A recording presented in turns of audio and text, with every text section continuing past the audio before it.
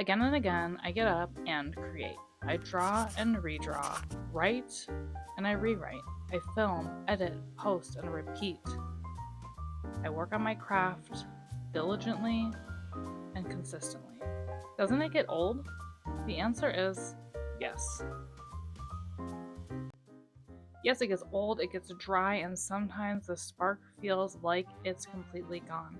But I've learned that when the joy fades, it's not the end, it's a signal, a sign that it's time to refill my creative well, get curious again, and have a little fun.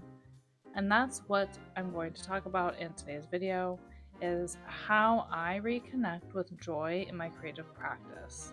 And it's not by trying harder, but it's by softening. By making art that doesn't need to mean anything or prove anything. It is art that is just there to exist. Art that is made for fun, art without expectation.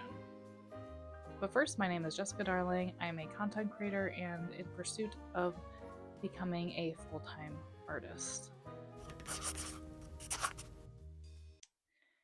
I first learned about how to refill my creative well when I was going through, or as I'm going through, the book The Artist's Way. It's kind of like this. It's like when we're going with art, we have this spark of inspiration and we're painting and painting and painting, and all of a sudden we're just like really getting going. And then we kind of run out of ideas. For me, this is a sign to refill my creative well. And how I do that is by living. Art is life, and life is art. We can't create art without the inspiration. We can't create art without living. And so just going out in the world and seeking inspiration, even just taking, I love taking walks. I love taking walks and just looking at the natural color palettes in the world, looking at flowers and how they have these beautiful mixes of colors with this green and orange or pink or red. And there's all these colors that end up going together that I wouldn't have always necessarily thought about putting in my art until looking at it in nature.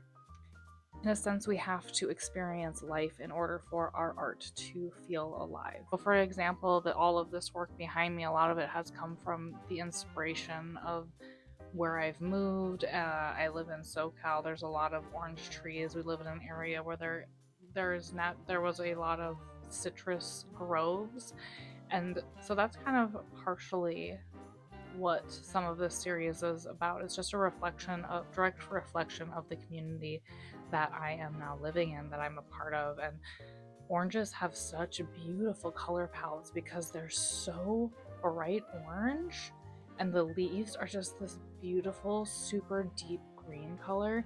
And I haven't even painted all the paintings I would want to for this series. The series behind me is about the divine feminine. It's about just tapping into your own kind of dark, mysterious feminine power.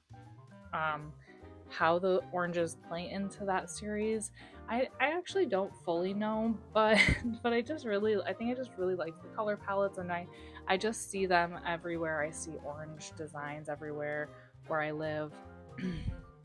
It's a very common fruit. We even have I think it's the town we live in has a lemon festival. I was gonna say citrus festival, but there's just stuff like that in the area. So live life.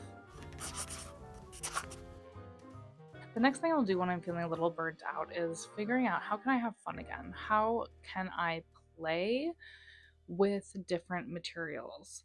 And I think one really overlooked way of doing this is actually going back to childlike materials and remembering to remain very curious, open, and just explore. So sometimes when I'm tired and I don't have a lot of time because I am a busy working mom and I have a lot of other obligations, I will use odd or not quote unquote professional materials. So I'll sit on my couch and I'll be tired, but I still want to create art. And so I'll just pull out my crayons or my watercolors and I'll just do something simple, or even drawing, and not having anything in particular in mind for that drawing. Another fun practice I enjoy doing is using weird materials to paint, getting curious about what will make different textures, what could I create by using just finger painting, or seashells or sponges, just different things that aren't conventional artist tools. And I would argue that if you're someone that just wants to be, I would like to encourage anyone on this video that just is seeking to be and live a more creative life, maybe not necessarily as a professional, but just have fun with it. It like nothing in this world needs to be so serious. Art should be fun, bottom line.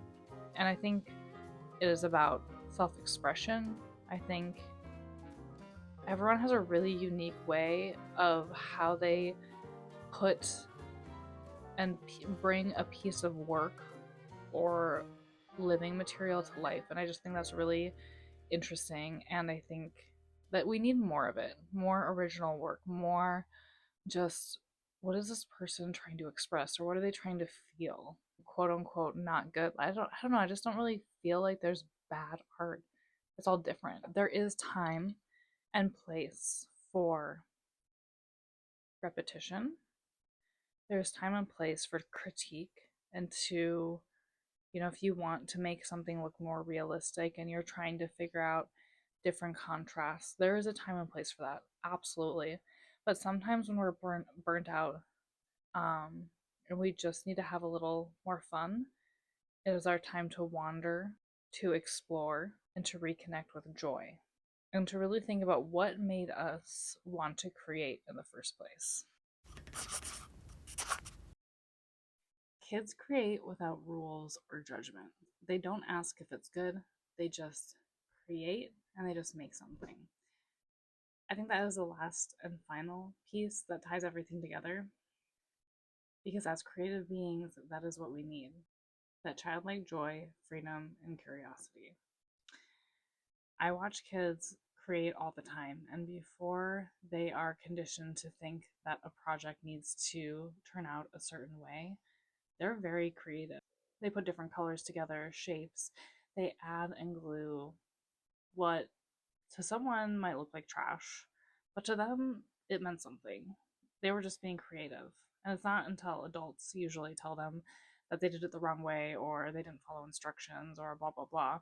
They are right. And that is something as artists we need to tap into. What is our child? What is our inner artist? What does our inner child need? And how do they want to play with materials? If I do anything, I hope I am helping you create more and sink deeper into your own creative expression. So I hope that this video has helped you. I hope it's inspired you to create, because honestly, nothing makes me sadder than seeing adults that are so worried about how the end result is going to look or not look that they don't even try. Trying is everything. When we try and we make more art, we get better at art. Thank you guys so much for joining me. I hope you go out and you create a little magic. I hope you create a little joy, and I hope you enjoy the process of making something beautiful today. I'll see you guys in the next video.